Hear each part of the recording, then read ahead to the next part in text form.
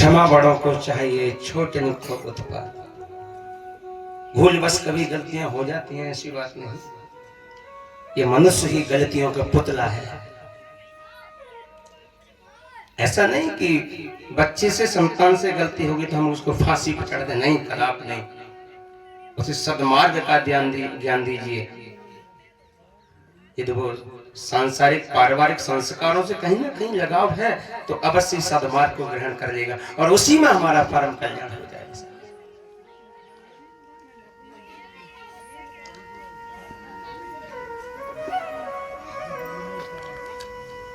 अपनी माता, अपने पिता के स्वाभिमान को ऊंचा करो, अपने भाइयों के स्वाभिमान को ऊंचा करो, तब आपकी प्रशंसा है।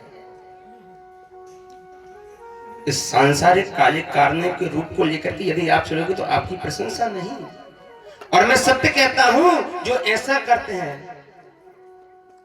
उनका हृदय रोता है, बाद में पछतावा होता है।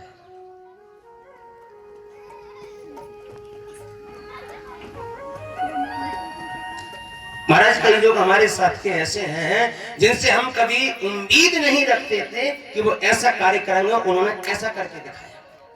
कभी उम्मीद नहीं रखते थे हम उनसे, उन्होंने ऐसा ऐसा कृत्य करके दिखाया। इसलिए आप संकल्प करें, हमसे जीवन में कोई भी कृत्य ऐसा ना हो जो हमारे माता पिता के स्वाभिमान पर ठेस पहुंचे, कभी भी।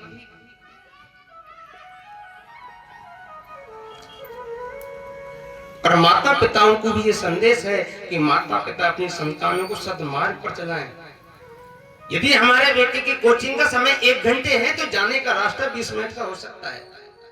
1 घंटा 20 मिनट 10 मिनट और दे दो, 1.5 घंटे के बाद तुरंत उससे सवाल जवाब करो। 1.5 घंटे के बाद रुका कहाँ, जो 10 मिनट कहाँ खड़ा हुआ। यदि 1.5 घंटे के बाद 10 मिनट एक्स्ट्रा लगे तो उसे तुरंत पूछ लीजिए 10 मिनट कहाँ बताए तुम्हें। चाहे वो बेटी हो, बेटी यदि विद्यालय कोचिंग इत्यादि सेंटर कहीं जा रही है, मंदिर जा रही है,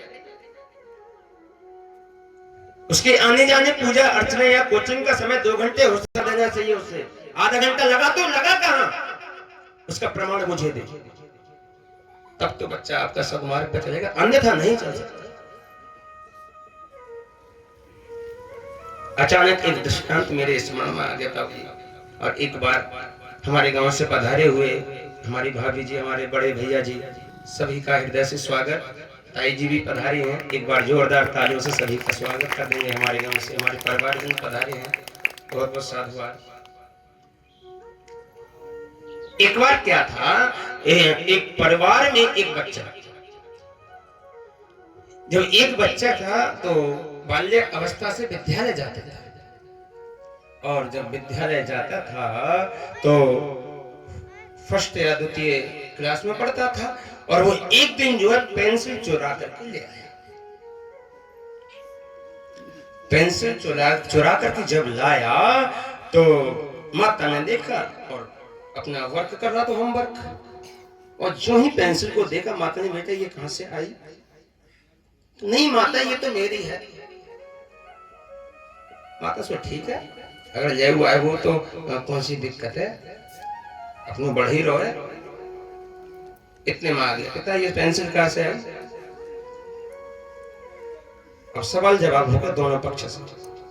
माता ने कहा कि ये बता रहा है मेरी है। अच्छा, तुरंत उसको डांटा और तुरंत थप्पड़ मारकर तमाचा उसके ऐसे लगाया, बता कहां से पेंसिल? कि मैंने चुराई। इसकी चुराई को उसकी तुरंत वापस लेके आ, उसको वापस कर दिया। ठीक उसी का साथी दूसरे दिन जो है तुरंत जो है कोई वस्तु चुरा करके ला गया, या डॉट ले आया, पेंसिल रबड़ इत्यादि कुछ भी ले आया।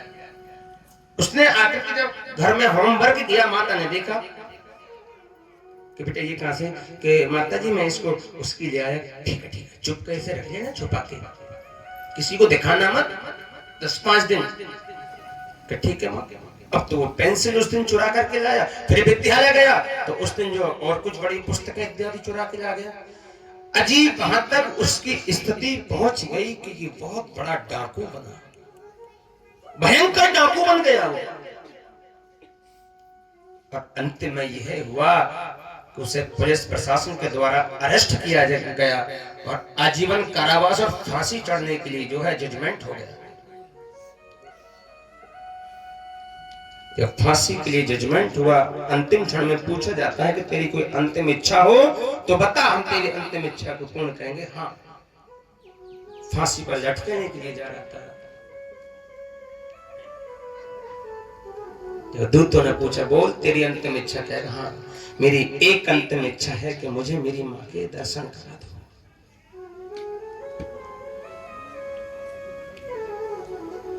ठीक है, हम तुझे तेरी माँ के दर्शन अवश्य कराएंगे, क्योंकि तू अंतिम यात्रा की ओर है। हमारा परम कर्तव्य है, जो जल्लादों का जो कार्य है वो अंतिम इच्छा अवश्य पूर्ण करना है।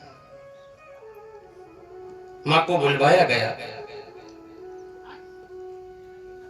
कि आओ चलो अपनी माँ के दर्शन करिए। खिड़की में से माँ के दर्शन कराया कि नहीं, मुझे शांति नहीं मिल रही।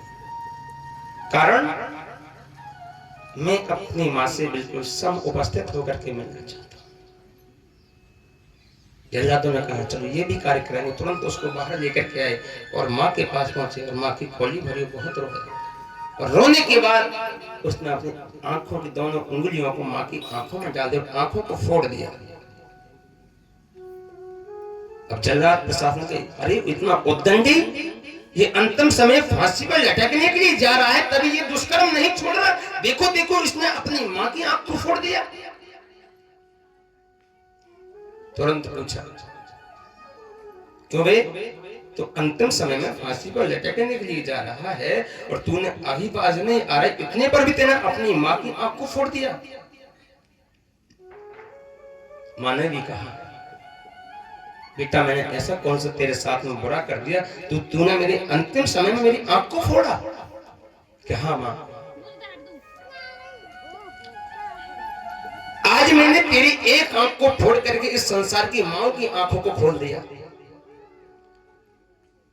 यदि उस समय में मैं उस श्रवण इत्यादि पेंसिल को चुरा करके लाया और तूने वहां डांट दिया होता, तो ये आज मैं फांसी पर लटकने नहीं जा रहा था। जो तेरी बदौलत है मैं आज फांसी पर लटक रहा हूं। इसलिए मैंने तेरी आंख को फोड़ा और संसार की माताओं की आंखों को खोल दिया। कदापि कोई बच्चा कोई वस्तु लेकर के आए, उसे तुरंत डांटना चाहिए। जज साहब ने तुरंत जजमेंट दे दिया, नहीं इसको वाह करार छोड़ दिया जाए, इसको फांसी नहीं दी जाएगी।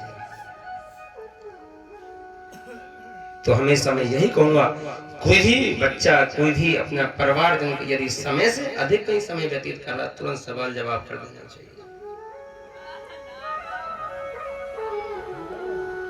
बोले आनंद कंद भगवान की। इसलिए आनंद के साथ एक मिनट